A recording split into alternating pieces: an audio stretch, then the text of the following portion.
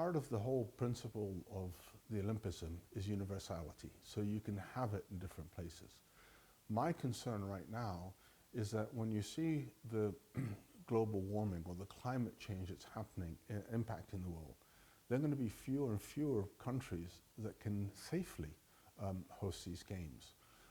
So what I would look at is to sit with the international federations and others in the Olympic movement and say, is there flexibility in the calendar so that we can open the possibility for different countries to host it? But I think if you look at what the Olympic wants to do is to unlock the potential, the hopes and dreams of people from different continents. This is a great way of being able to achieve that, of being able to give people hope. But the way it's structured right now limits the number of countries that can do it. I mean, I was joking, I said pretty soon it's only going to be Scandinavian countries that are going to be cool enough to be able to host the summer games, where traditionally they've been hosting winter games. So I think we need to have flexibility, and that's where that principle of imagination comes. We can't be tied to the restrictions of the past. We need to be able to look at things more effectively and look at ways that we can really build value. And I think universality, allowing more countries to potentially host it, is good for the movement.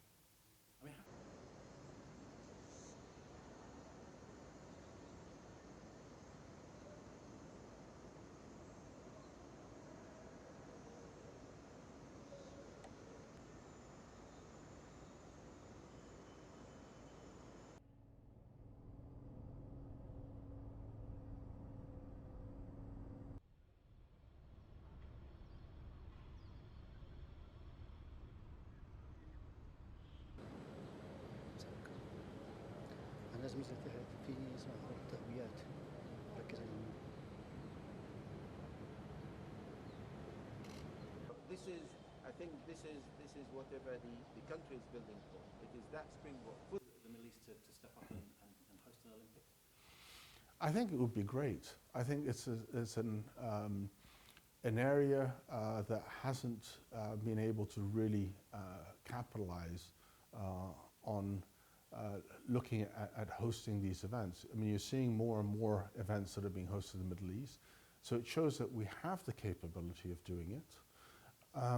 And when you look at, I think, roughly 50 to 60% of the population in the Middle East are youth. So if we want to be able to, stir that imagination, get them, feeling that they're part of the movement and that there is, real value in it, why should we exclude the Middle East from being a potential candidate? And not just that, I mean, like I said, we've got Africa, we've got now Latin America that are also interested, you've got Southeast Asia. There are more countries that really wanted to do this. And the potential there of being able to deal with markets that exist that we haven't tapped into.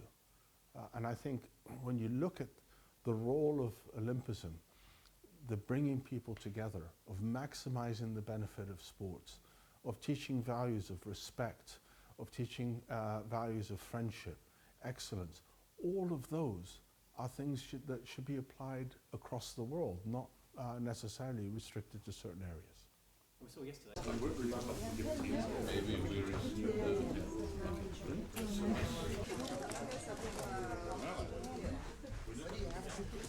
I'll be over.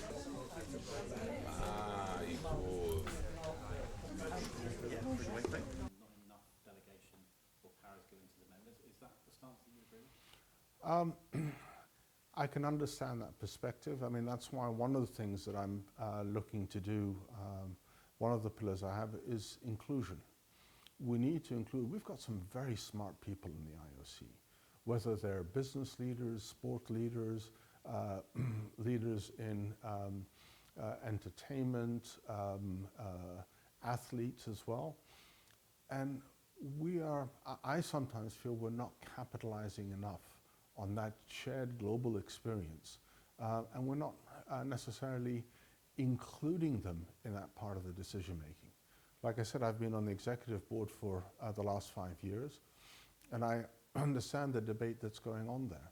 But for me, as a president, I also want to know what the floor thinks. Because at the end of the day, I need to reflect what their views and what they're, capitalizing their imagination, their potential, and use them in a more effective manner. So that would be something I would look at doing. Do you think, is that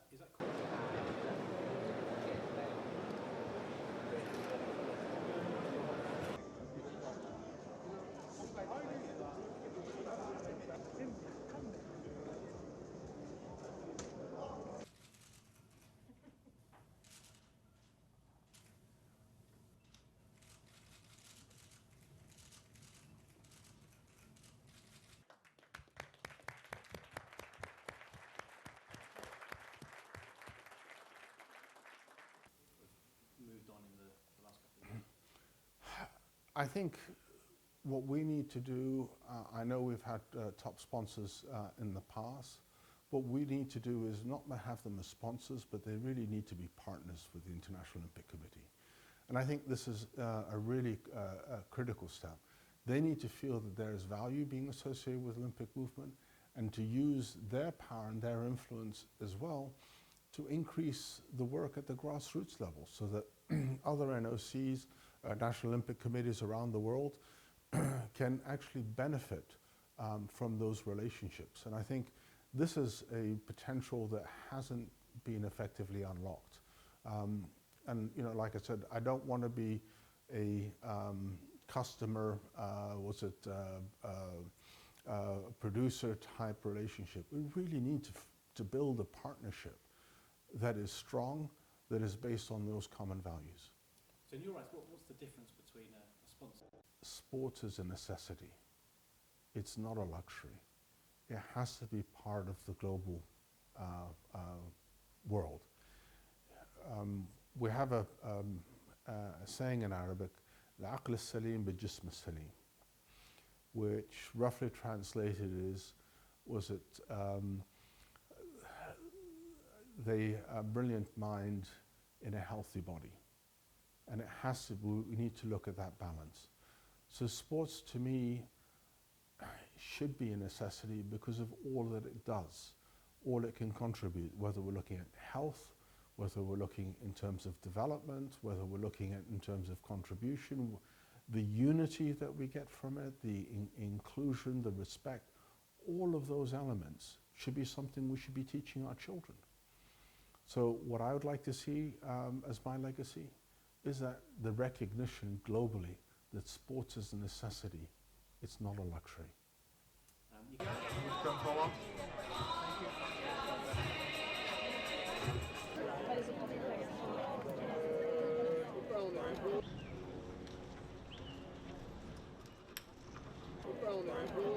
You